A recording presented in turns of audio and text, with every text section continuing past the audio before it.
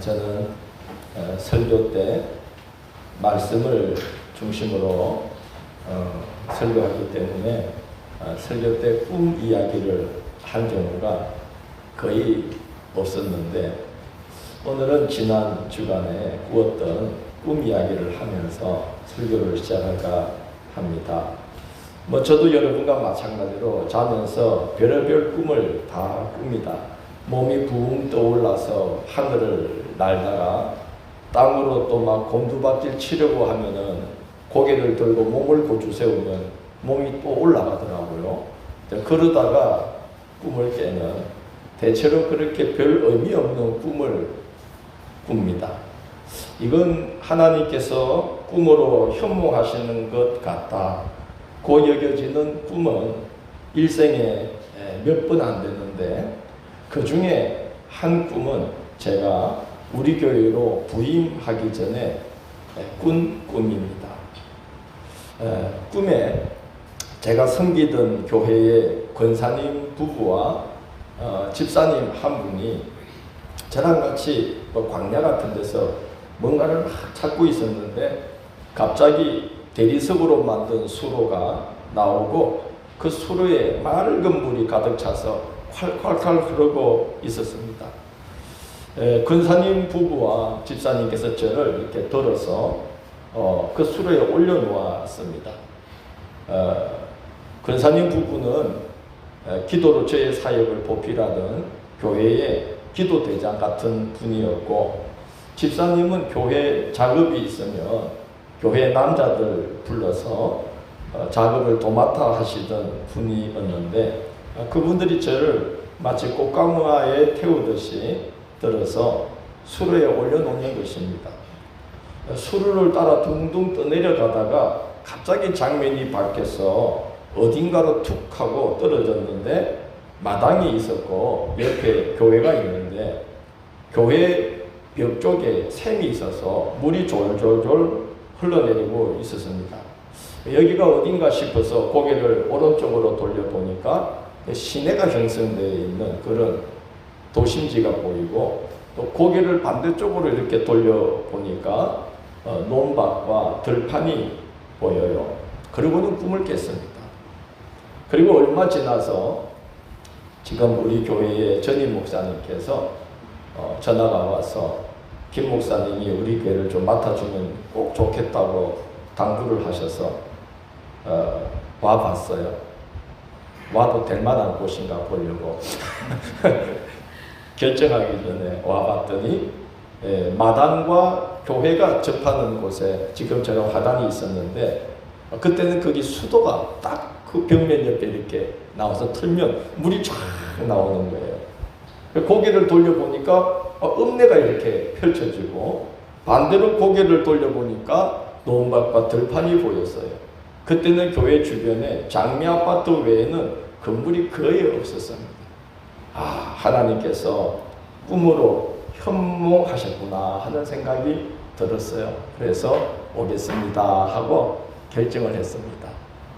잘못된 결정일까요? 그리고 20년 만에 지난 주일에 정말 그때처럼 생생하고 의미심장한 꿈을 모처럼 꾸게 되었는데, 지난 주일에 전교인 수양회 마치고 그 밤에 정말 쓰러지듯이 깊은 잠이 들었어요.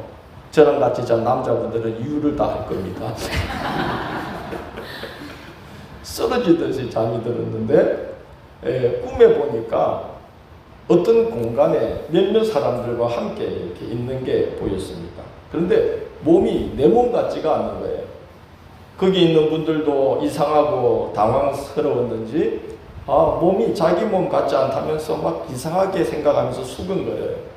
제가 그랬죠.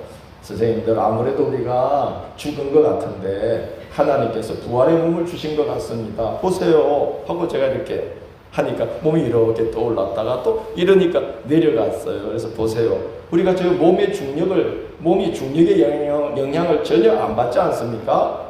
아무래도 우리가 죽은 것 같은데 주님이 부활의 몸을 주신 것 같습니다. 그러니까 이제 사람들이 안심하는 표정이었어요. 잠시 후에 형체가 또렷하게 보이지 않는 어떤 분이 나타나서 우리를 이제 이끌고 가는데 거부할 수가 없어요. 딴 데로 세려고 해도 셀 수가 없어요. 그게 아마 성경이 말하고 있는 권세인 것 같습니다. 끌면 끄는 대로 가야 되는 거예요. 어딘가로 끌려가는데 불구덩이가 나왔어요.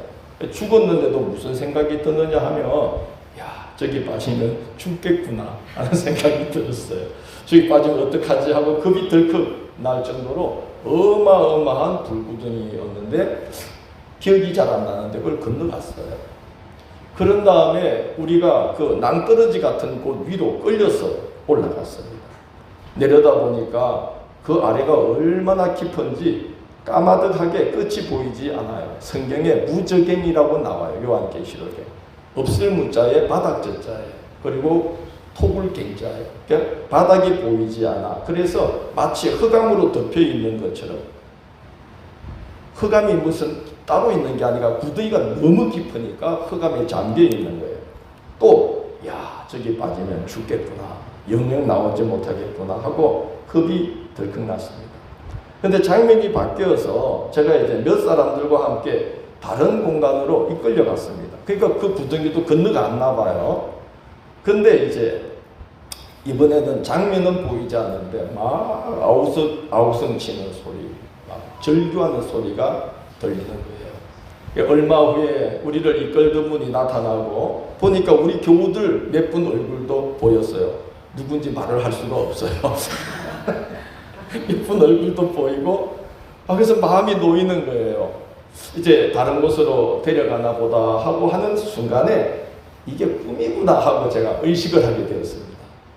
우리가 꿈에서 꿈을 인식하게 되면 악몽이면 어떻게 하고 싶죠? 빨리 깨고 싶은데 어떻게 보면 악몽도 그런 악몽이 없어요. 제가 과장되게 표현을 안 하려고 지금 이렇게 잔잔히 말하고 있지 정말 악몽도 그런 악몽이 없는 광경들을 사실 본 건데 이상하게 다음 장면이 너무 궁금해지는 거예요. 다음 이분이 우리를 다음에 어디로 끌고 갈까 꼭 그게 보고 싶은데 그래서 이제 꿈에 이게 꿈이야 하면서 더 꾸야 돼 이러면서 좀 더 자야지 하고 애쓰다가 그만 꿈을 깨고 말았습니다. 대체로 이제 그런 꿈을 꾸고 나면 이제 뭐 그냥 어떤 꿈이든 꿈을 깨면 부부간에 이야기하죠. 여보 나 오늘 이런 꿈 꿨어. 그런데 이제 아내에게 말을 하지 않고 교회로 바로 나왔어요. 왜냐하면 도대체 이런 꿈을 꾸게 하신 이유가 뭘까 하나님께 여쭤보고 싶어서 교회에 나와서 곰곰이 묵상을 했습니다. 때가 어떤 때인가 생각해 보니까 상반기가 끝나고 하반기가 끝나는 시점에 하반기가 시작하는 시점에 그런 꿈을 꾸게 하신 것 같아요. 그리고 이제 요한계시록 강해 설교를 앞둔 시점에 그런 꿈을 하게 하셨다는 생각이 들어서 생각해 보니까 아마 꿈을 통해 지시하려는 바가 있구나. 그래서 곰곰이 생각해 봤습니다. 상반기 동안 교회 행사가 하늘마다 참 은혜롭게 진행되어서 너무 감사하고 또 하반기도 교회가 하는 모든 일마다 은혜롭게 진행되게 해달라고 하반기를 준비하는 기도를 드리면서 이 6월을 지나고 있었는데 하나님은 이제 그 이상의 것을 요구하시는 것 같아요. 교회가 존재하는 가장 중요한 이유는 행사를 치러내는 거 아니다. 매달 교회가 순환하고 새로운 교우들을 만나고 성도들이 친밀한 교제를 나누고 그러면 그게 다가 아니다. 목사로서 그런 게 목회자라는 징표가 아니다. 언젠가는 다 내려놓고 주님 앞에 단독자로 홀로 서야 하고 성도들도 그날을 의식하며 사는 신앙인으로 세우는 게 목회다. 교회가 탈 없이 잘 굴러간다고 다가 아니다. 하고 이제 하나님께서 꿈을 통해 말씀하시고 하반기에 제가 어디에 더 집중해야 되는지를 일러주신 것 같아요.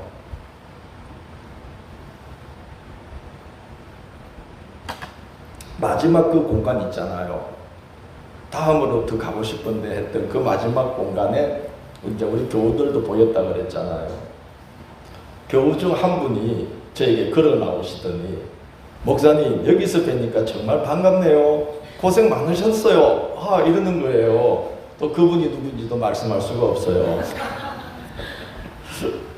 여러분 우리 모두가 그때 거기서 그렇게 만나면 얼마나 좋을까요? 교회에서 뵐 때와는 차원이 다른 반가움이 있었어요. 그분이 저에게 나와서 이렇게 손을 꼭 잡아주시는데 말로 다 할 수 없는 고마움과 위로가 있었어요. 하반기가 시작됩니다. 적지 않은 시간들이 우리 앞에 선물로 주어집니다. 기회의 시간입니다. 여러 행사나 여러 일들로만 채워나가라고 주신 시간은 아닐 거라고 생각합니다. 하반기에 주신 그 귀한 기회의 시간들, 변화의 시간들로 주신 선물이라고 믿습니다. 하루하루 하나님의 사람으로 세워지고 있는가? 지금 우리를 부르시더라도 여러분 이제 대부분 우리 나이는 지금 하나님이 부르신다 해도 이상할 게 없는 나이예요. 지금 부르시더라도 마라나타, 아멘 주 예수여 어서 오시옵소서 하고 주님 앞에 설 수 있도록 준비되고 있는가 점검하면서 하반기를 보내라고 아마 그런 꿈을 보여주신 거라고 생각합니다. 요한계시록은 요한의 계시가 수록된 책이 아닙니다. 요한계시록은 이렇게 시작합니다. 예수 그리스도의 계시라. 즉 하나님께서 예수 그리스도와 천사처럼 부리시는 성령을 통해 요한에게 계시하신 것, 보여주신 것들이 있는데 그 보여주신 계시를 요한이 기록하여 각 교회에 보낸 편지가 무엇입니까? 요한계시록입니다. 그러면 예수께서 요한에게 무엇을 보여주신 것일까요?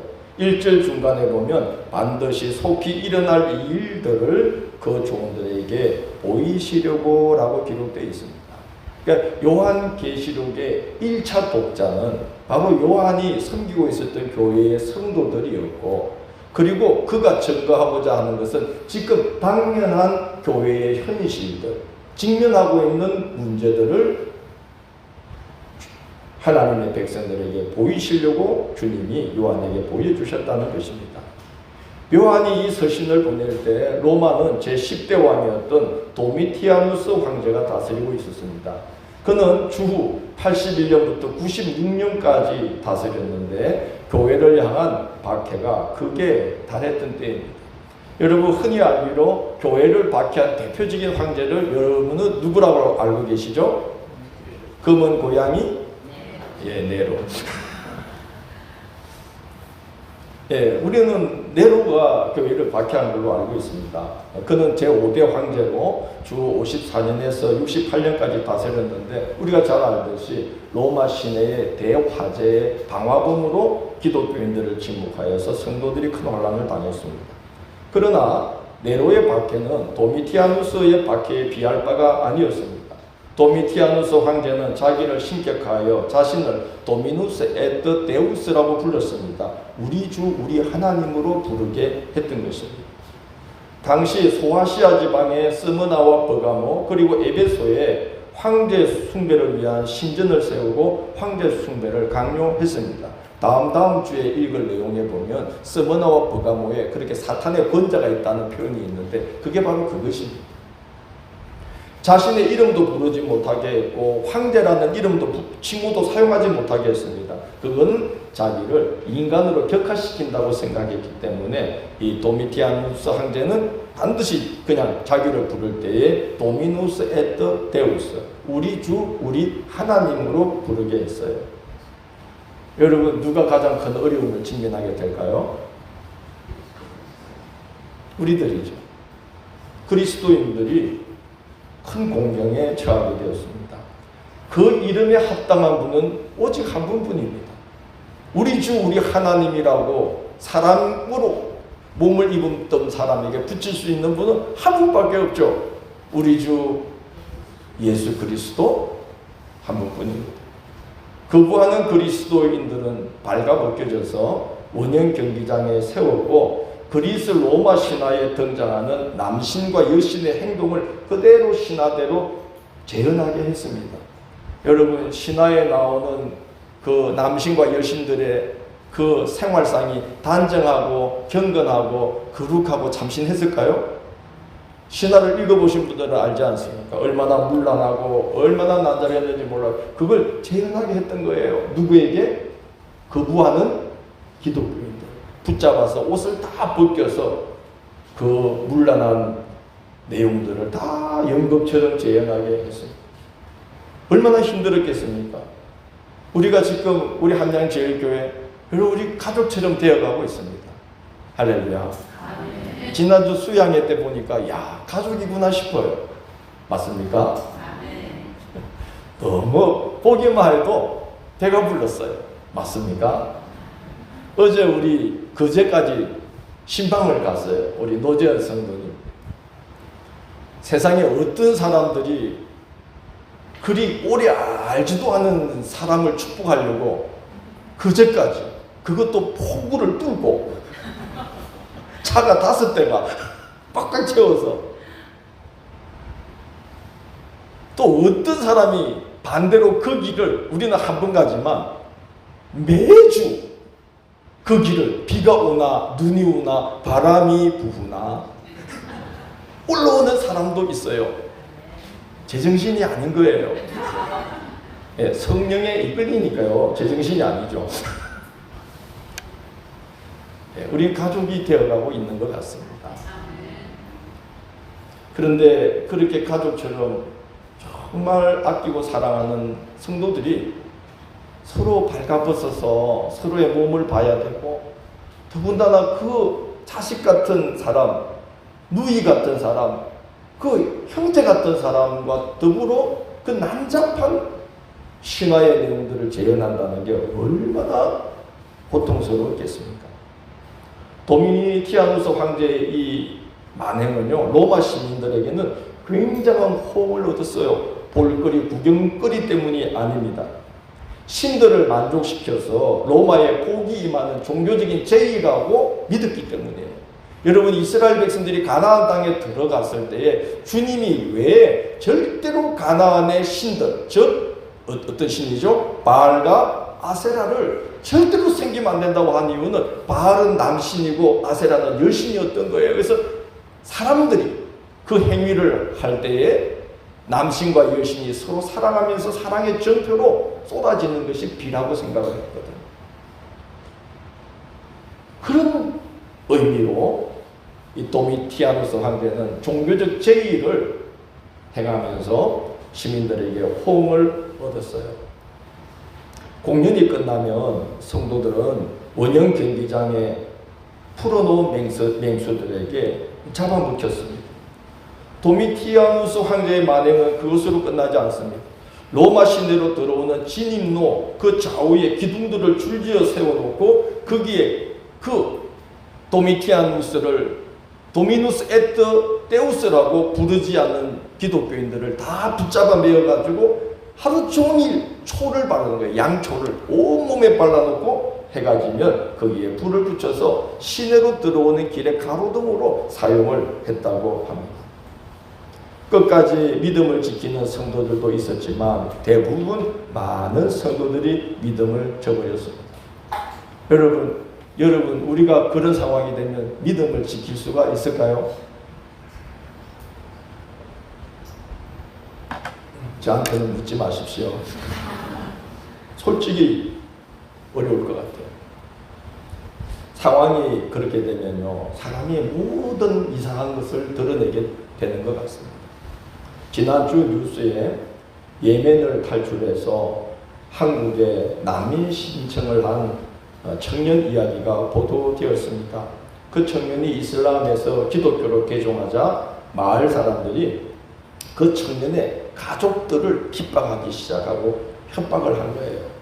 살해 위협을 받자 이들은 자기들이 살고 또 자기들의 신앙, 이슬람을 향한 신앙이 확고하다는 것을 보여주기 위해서 그 아들을 결박하여 가둬놓고 결정을 했어요. 어떤 결정을 했을까요? 죽이기로 결정을 한 거예요. 가족이 자기들이 살고 자기들의 신앙을 변증하기 위해서 식구를 죽이기로 결정을 한 거예요. 누나가 동생을 풀어주고 자신의 그 차도로 오목을 뚫는 그 까만 차도로 휘감아 준 다음에 위장시켜서 탈출을 시켰다고 합니다.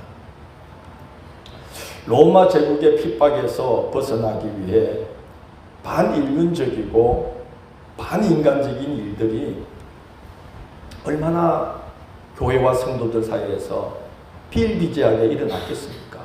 그런 일들이 일어나는 것이죠. 가족을 고발하고 배신하고 배교하고 배척하고 살해하고.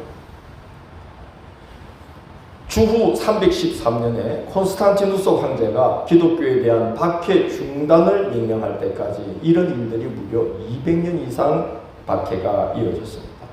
자, 이제 우리가 요한계시록을 읽어 나가기 시작할 텐데, 요한계시록은 바로 그런 상황에 처해 있고 앞으로도 200년 이상 그런 상황을 겪어야 되고, 그뿐 아니라 이런 일들이 매 세대마다 반복될 것이고, 특별히 마지막 때 말세지 말에는 더욱더 극렬한 모습으로 성도들을 박해하게 될 거라는 것을 이제 일러주는 그런 서신이 바로 요한계시록인 것입니다. 요한은 주님께서 보여주신 것을 본대로 표현할 수가 없었습니다.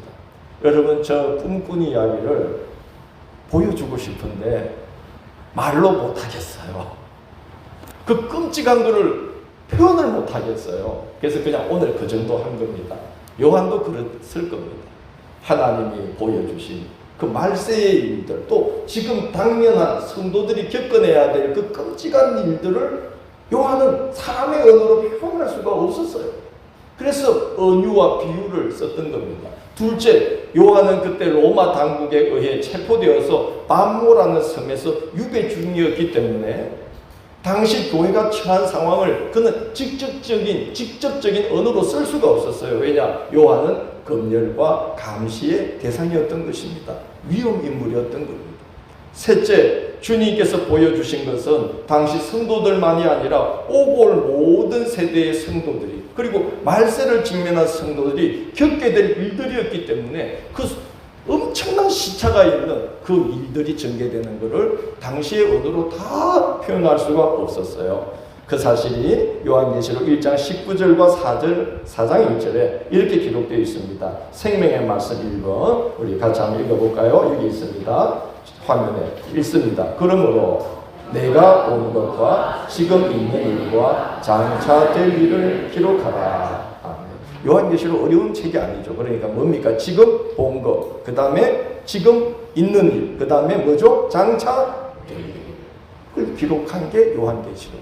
자, 두 번째 읽습니다. 그 음성이 이르되 이리로 올라오라. 이후에 마땅히 일어날 일을 내가 내게 보이리라 하시더라. 4장부터 이제 이 일들이 전개되는 거죠. 당면한 문제만이 아니라 이제 세기말을 당하는 시대에 교회는 어떻게 어려움을 겪고 성도들은 어떻게 믿음을 버리고 세상 사람들은 어떻게 믿음을 거부하게 되는지를 이제 보여주시는 거예요. 환상 중에 요한을 하늘로 들어 올려가지고 보여주시는 거예요. 저는 꿈으로 보여주셨지만 요한에게는 기도 중에 환상을 열어서 하늘의 세계와 땅에서 일어나는 그 일들을 다 이제 보여주신 거예요. 그래서 요한은 주님께서 보여주신 계시를 여러 비유와 은유를 사용해서 표현할 수밖에 없었습니다. 그러나 그 내용은 그때나 지금이나 장차 말세지 말을 당한 성도들에게나 동일하고 분명한 진리를 항상 계시하고 있는데 몇 가지로 정리할 수 있습니다. 첫째, 교회와 성도는 자신들이 어떤 영적 상황에 처해 있는지를 반드시 점검해야 한다는 것입니다. 뭘 해야 된다고요? 뭐를? 자신들이 지금 어떤 영적인 처지에 놓여 있는지를 반드시 점검을 해야 된다는 거예요. 왜냐? 까딱하면 세상을 복음으로 변화시키는 게 아니라 세상에 어떻게 잡아 먹히게 될 상황이다. 2장과 3장은 당시 소아시아 지방의 7교회를 향해서 주님께서 영적으로 그 교회를 진단하시는 내용이에요. 말하자면 그 교회들을 CT를 찍듯이 쫙 주님이 이렇게 진단하셔서 경고도 하시고 칭찬도 하시는 내용인데, 읽어보면 지금 우리 시대의 교회를 향해서 던지고 계신 경고와 너무나 경고라고 받아들여도 손색이 없는 말씀들입니다. 영적 상황이 어떤 상황에 처해 있는지를 뭐 해야 한다? 점검해야 한다. 둘째, 교회와 성도는 박해와 환난을 겪지 않을 수가 없다는 거예요. 신앙생활은 절대로 순탄한 여정이 아니라는 거예요. 그러나 주님을 신뢰하고 의지한다는 주님께서 어떤 경우에도 지키시고 보호하시고 승리하게 하신다는 거예요. 최후 승리가 주님을 붙든 자에게 있다. 이게 요한계시록이 전가하는 두 번째 내용입니다. 주님은 요한에게 세 가지 종류의 큰 환난을 보여주었습니다. 세 가지가 있어요. 그 요한계시록의 가장 중간 부분에 딱 세 가지 환난이 나오는데, 첫째는 우리 주 그리스도께서 7 인을 붙여놓은 두루마리를 하나하나씩 인을 뺄 때마다 7 큰 재앙과 환난이 나타나는 거예요. 두 번째 환난은 뭐냐 하면은 7 천사가 나타나서 나팔을 한 명씩 불기 시작하는데 또 7 환난이 나타나게 되는 거예요. 세 번째는 뭐냐 하면은 북쪽에서 남쪽으로 기울어지는 큰 대접을 한 대접씩 쏟아붓기 시작하는데 그때마다 큰 환난들이 이제 일어나게 되는 거예요. 이게 요한계시록의 중심부에 실려 있는 세 가지 종류의 환난의 내용입니다. 자, 첫째는 어떤 환난? 7 인을 붙여놓은 두루마리를 떼는 환난. 둘째는 누가 등장한다고요? 7 천사가 나타나서 뭘 불어요? 나팔을 불 때마다 큰 환난들이 나타나요. 세 번째는 뭐가 있어요? 큰 대접을 쏟아 부을 때에 7 환난들이 나타나게 되는 게 요한계시록의 딱 중심부를 차지하고 있는 환난의 내용입니다. 중요한 것은 세상은 환난 중에 심판을 당하고, 속된 말로 어리버리하게 예수님 믿던 이들은 다 신앙에서 떨어져 나가게 되고, 그게 심판이라는 거예요. 그러나 주를 굳게 붙든 성도들은 하나님께서 구별해 주시고 그 환난 중에 구별해서 보호해 주신다는 거예요. 마치 출애굽 때 이스라엘을 구별해 주신 것 같은 모습으로 하나님이 주를 붙든 자들을 대환난 중에도 지켜주신다는 거예요. 출애굽기 9장 25절로 26절 생명의 말씀이 이번에 그런 말씀이 구약시대에도 증거되고 있습니다. 같이 한번 읽어봅니다. 우박이 애굽 온 땅에서 사람과 짐승을 막론하고 밭에 있는 모든 것을 쳤으며, 우박이 또 밭의 모든 채소를 치고 들의 모든 나무를 꺾었으되 이스라엘 자손들이 있는 그곳 고센 땅에는 우박이 없었더라. 이런 일들이 말세의 환난 중에도 성도들의 삶의 지경을 딱 붙잡고 그들의 영혼을 구별해서 딱 보호해 주셔서 환난 중에 이기게 하시고 시험을 이기게 하시고 미혹당하지 않게 하셔서 최후 승리하게 해 주신다는 거예요. 누구를 꼭 붙든 자들? 예수님 꼭 붙든 자들. 교회 오늘 행사 있네. 오늘 재미있겠다. 오늘 교회 오늘은 밥이 뭐지? 이러고 다니는 성도들은 물론 그것도 중요하지만 누구를 붙들어야 돼요? 예수님 꼭 붙든 성도라야 겨우 승리합니다. 요한계시록의 증거에 앞으로 추풍 낙엽처럼 다 떨어져 나가는데 교회에서 성도들이 거의 다. 그러니까 나도 꿈에 다 본 거 아니야 우리 성도들을. 그 꿈은 너무 신뢰할 거 없어요. 나가 그 안에 없었나 생각하지 마셔요. 그 은혜를 다윗은 시편 16편 5절 6절에서 이렇게 노래합니다. 생명의 말씀 3번입니다. 같이 봉독합니다. 여호와는 나의 산업과 나의 장의 소득이시니 나의 분깃을 지키시나이다. 내게 줄로 재어준 구역은 아름다운 곳에 있으며 나의 기업은 실로 아름답다. 성도들을 하나님이 구별해 주실 때에 어떻게 구별해요? 줄로 재어서 또 뭐라게.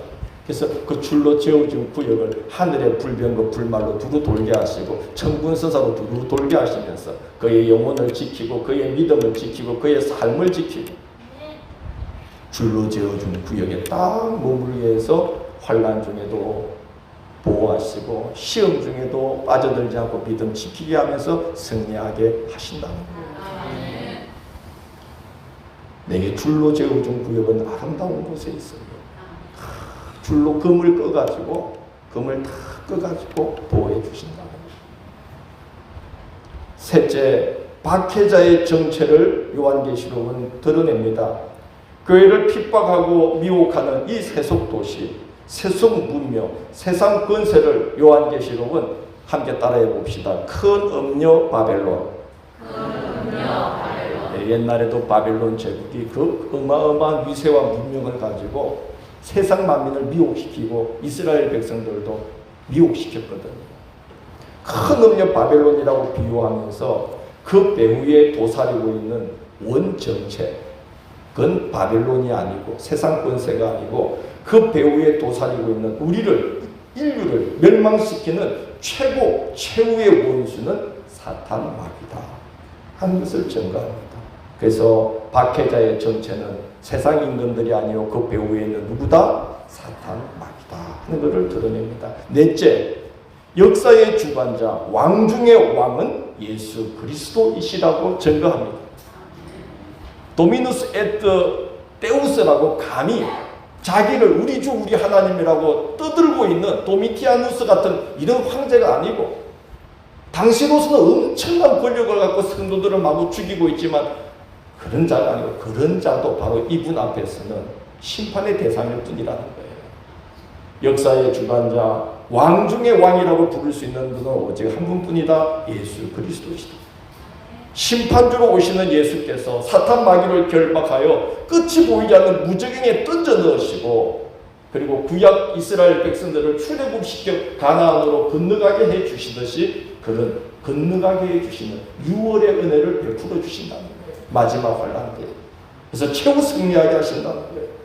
요한계시록 15장 2절로 3절 이렇게 증거합니다. 생명의 말씀 4번입니다. 우리가 한번 읽어봅니다. 또 내가 보니 불이 섞인 유리바다 같은 것이 있고, 짐승과 그의 우상과 그의 이름의 수를 이기고 벗어난 자들이 유리바다가에 서서 하나님의 금고를 가지고 하나님의 종 모세의 노래, 어린 양의 노래를 불러 이르되, 주 하나님 곧 전능하신 이시여 하시는 일이 크고 놀라우시도다. 만국의 왕이시여 주의 길이 어렵고 참되시도다.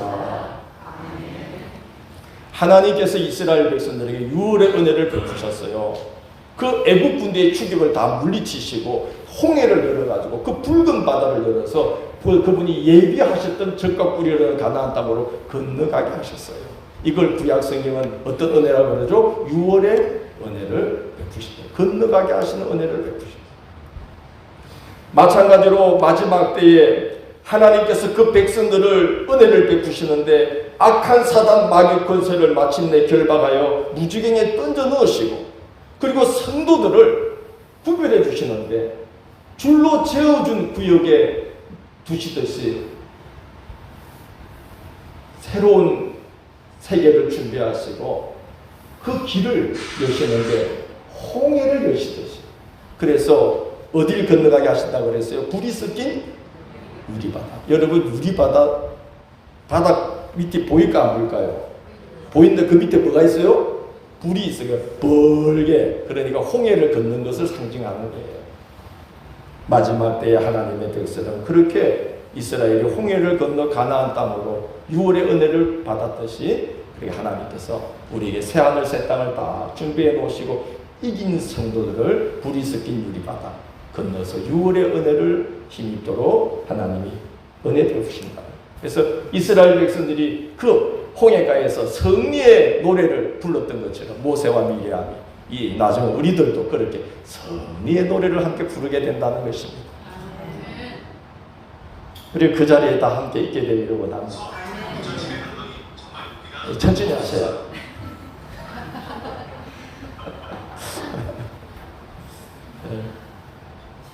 한 번씩 그래야 잠이 깨요.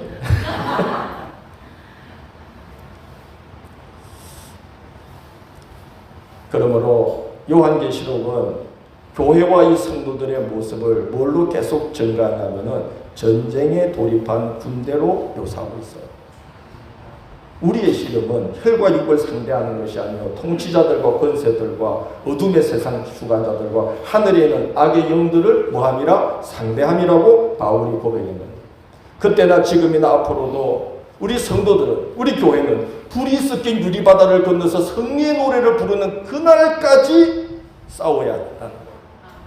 환난과 시험과 미혹과 우리를 무너뜨리고 넘어뜨리고 참된 믿음에서 떠나게 만드는 그런 온갖 미혹의 영들과 우리는 끝까지 싸워야 돼요. 그래서 교회의 운명은 이것입니다. 전투적인 교회입니다. 성도의 운명은 그것입니다. 전투적인 성도일 수밖에 없는 것입니다. 그런 교회만 승리합니다. 그런 성도가 승리합니다. 싸워야 돼요. 싸워서 이겨야 되는 것입니다. 그것이 최후 승리하는 교회, 최후 승리하는 성도다 하는 것을 요한계시록은 증거합니다. 요한계시록에 줄기차게 증거하는 가장 중요한 주제가 그것입니다. 요한계시록은 종말론을 이야기하는 게 아니에요. 교회론을 이야기하는 겁니다. 모든 잘못된 이단들이 종말론으로 해석하기 때문에 나오는 겁니다. 요한계시록은 아주 건강하고 유익한 책인데 교회론을 이야기하는 거예요. 전투하는 교회는 뭐한다? 승리한다. 전투하는 성도는 뭐한다? 승리한다. 그게 요한계시록이 증거하는 가장 중요한 주제예요. 그렇지 않으면 세상이 멸망당할 때 함께 멸망에 던져지는 교회와 성도가 될 수밖에 없다는 것을 요한계시록은 증거합니다. 그러므로 이제 우리가 요한계시록 함께 읽어나갈 때에 이 계시의 말씀으로 경고를 받아 자기 신앙을 점검하고 주님 앞에 설날을 준비하는 그런 교회와 성도가 되어야 되는 거예요. 그런 자들은 얼마나 복된 자들입니까? 1장 3절에서 요한은 이렇게 말하고 있습니다. 말씀을 다시 띄워드릴게요. 생명의 말씀 5번입니다. 다시 한번 같이 읽습니다. 이 예언의 말씀을 읽는 자와 듣는 자와 그 가운데 기록한 것을 지키는 자는 복이 있나니 때가 가까웁니다. 이 예언의 말씀을 뭐하는 자? 근데 요한계시록을 성도님들이 읽습니까? 이 예언의 말씀을 또 뭐하는 자? 여러분 이 말씀 잘 들을 수 있습니까? 목사님들이 거의 설교하지 않습니다. 어디서 들어요? 못 들어요. 그래서 이단들이 이 계시록 말씀 중에 겨우 3-4구절 짜맞춰서 미혹하면 성도들이 맥없이 넘어가는 이유가 뭐겠어요? 이 귀한 생명의 말씀, 우리의 영혼을 점검하고 전투적인 교회로, 전투적인 신앙의 사람들로 세우게 하시는 이 귀한 생명의 말씀을 목사님들이 전부도 하지 아니하고. 여러분, 제가 창세기부터 말씀을 전해서 요한계시록까지 오는데 10년이 넘게 걸렸어요. 얼마나 두꺼운 책이 성경인데 딴소리들을 할 겨를이 어디 있어요. 딴소리 하면은 성도들이 요한계시록 평생에 한 번도 못 듣고 신앙생활 끝나요. 어떡하라는 거야? 왜? 이 생명의 말씀을 뭐하는 자와? 읽는 자와. 뭐하는 자와? 그 가운데 기록된 것을 뭐하는 자? 지키는 자가 뭐가 있나니? 때가 가까웁니다. 말세란 말이에요. 여러분, 교회가 얼마나 세소가 되고 있는지 모릅니다. 저도 목회를 하다 보니 교회 행사 잘 치러지면 안도가 되고 그 한 주간 잘 지낸 걸로 착각을 하게 되어요. 그게 아닌 거예요. 우리 영혼이 중요하잖아요. 그래서 그 꿈을 하반기를 시작하는 그때 하나님이 보여주신 것 같아요. 저를 사랑하시는 것 같아요. 우리 교회 사랑하시는 것 같아요. 교회가 거북이 세소가 되어서 세상을 구원하는 것이 아니라 제가 볼 때는 지금 세상에 잡아먹히고 있는 상황이에요. 교회가 생명수 샘물이 흐르는 교회 하나를 만나기가 얼마나 어려운지 모릅니다. 왜? 사람들이 생명의 말씀을 들으러 가는 게 아니라 편안한 교회, 편안한 교회. 뭐 많이 모이니까 믿을만하다고 생각하고 그러죠. 생명의 샘물이 흐르는 교회를 만나기 어렵습니다. 그래서 갈급함조차 못 느끼고 있는 것이 오늘날 우리들의 현실이 아니겠어요. 그래서 우리가 요한계시록으로 함께 읽어나갑니다. 여러분 기도해 주시기를 바랍니다. 이 말씀 다시 들으려면 아마 제가 은퇴할 때쯤 다시 듣게 될 거예요. 창세기부터 다시 시작하면 또 10년 걸려요. 그러니까 한 주 한 주가 너무 중요한 것 같아요. 이 말씀 언제 또 듣겠습니까? 기도해 주시기 바랍니다. 서로의 영혼을 위해서 우리 함께 기도합시다. 그래서 이 말세에 믿음을 지키고 살아있는 신앙으로 우리의 생을 끝내고 나중에 우리 그때 주일날 교회에서 만나는 그 반가움과는 비교될 수 없는 그 반가움, 그 자리에 우리 모두 승리하여 서는 자들이 되시기를, 그런 하반기가 되기를 주의 이름으로 축원합니다.